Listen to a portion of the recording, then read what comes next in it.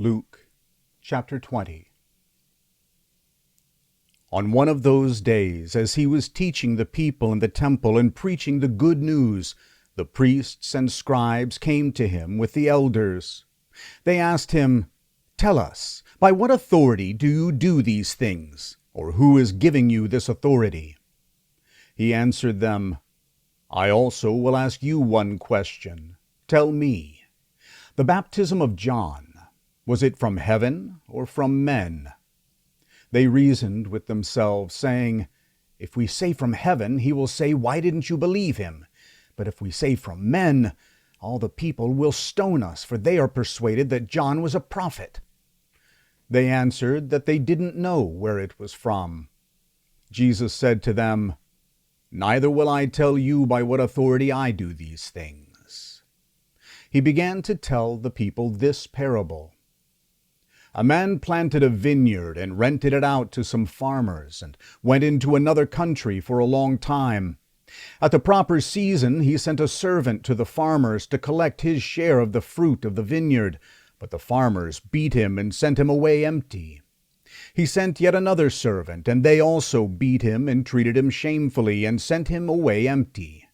He sent yet a third, and they also wounded him and threw him out. The Lord of the vineyard said, "What shall I do? I will send my beloved son. It may be that seeing him they will respect him." But when the farmers saw him, they reasoned among themselves, saying, "This is the heir. Come, let's kill him, that the inheritance may be ours."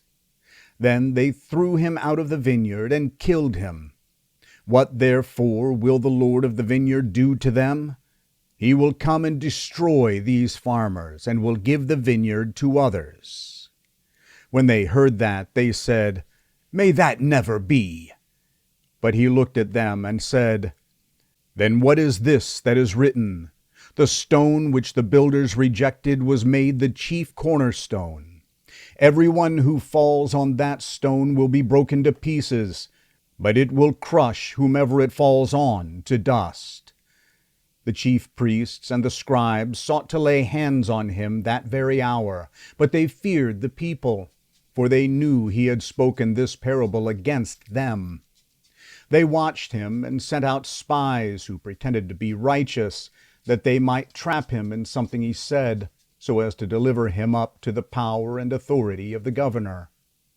They asked him, "Teacher, we know that you say and teach what is right, and aren't partial to anyone, but truly teach the way of God.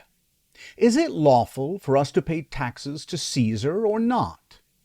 But he perceived their craftiness, and said to them, "Why do you test me?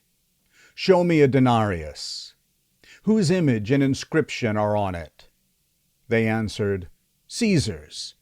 He said to them, "Then give to Caesar the things that are Caesar's, and to God the things that are God's."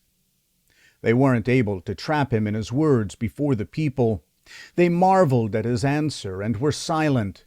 Some of the Sadducees came to him, those who deny that there is a resurrection. They asked him, "Teacher, Moses wrote to us that if a man's brother dies having a wife and he is childless, his brother should take the wife and raise up children for his brother.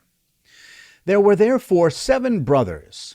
The first took a wife and died childless. The second took her as a wife, and he died childless. The third took her, and likewise the 7, all left no children and died. Afterward the woman also died. Therefore, in the resurrection, whose wife of them will she be? For the 7 had her as a wife." Jesus said to them, "The children of this age marry and are given in marriage. But those who are considered worthy to attain to that age and the resurrection from the dead neither marry nor are given in marriage, for they can't die any more. They are like the angels and are children of God, being children of the resurrection. But that the dead are raised, even Moses showed at the bush when he called the Lord, the God of Abraham, the God of Isaac, and the God of Jacob. Now he is not the God of the dead, but of the living, for all are alive to him." Some of the scribes answered, "Teacher, You speak well." They didn't dare ask him any more questions. He said to them, "Why do they say that the Christ is David's son? David himself says in the book of Psalms, 'The Lord said to my Lord, sit at my right hand until I make your enemies the footstool of your feet.' David therefore calls him Lord. So how is he his son?" In the hearing of all the people, he said to his disciples, "Beware of those scribes who like to walk in long robes and love greetings in the marketplaces, the best seats in the synagogues, and the best places at feasts, who devour widows' houses and for a pretense make long prayers. These will receive greater condemnation.